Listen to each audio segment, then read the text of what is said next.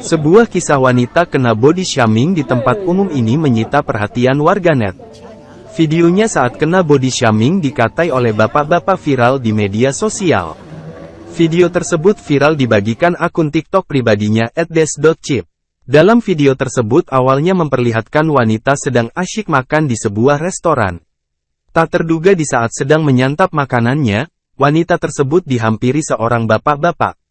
Terdengar bapak-bapak tersebut menyinggung wanita tersebut karena memiliki badan besar.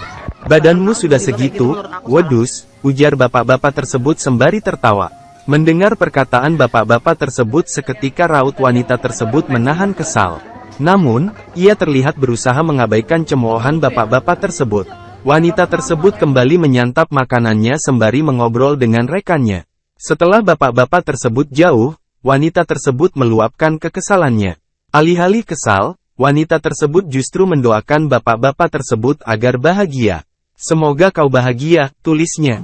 Pada momen tersebut juga ternyata ia baru menyadari aksi bapak-bapak tersebut terekam kameranya. "Untung kerikot dia," ujarnya. Kemudian ia melanjutkan perkataannya mengungkap perlakuan bapak-bapak body shaming tersebut adalah hal yang salah. Kadung terlanjur sakit hati, wanita tersebut memperlihatkan sosok bapak-bapak yang body shaming terhadapnya dari kejauhan. "Kita gak kenal tiba-tiba kayak gitu, menurutku itu salah, sih," ungkap wanita tersebut. Wanita tersebut pun merasa heran karena bapak-bapak tersebut berbicara kepada orang-orang secara random. Diketahui peristiwa tersebut dialami oleh wanita diakrab disapa Mbak Des.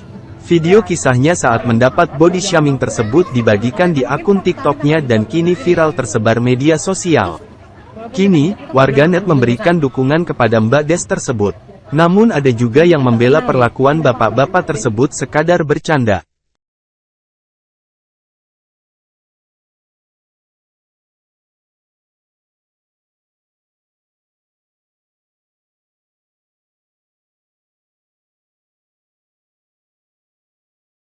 Download Tribun X sekarang, menghadirkan lokal menjadi Indonesia.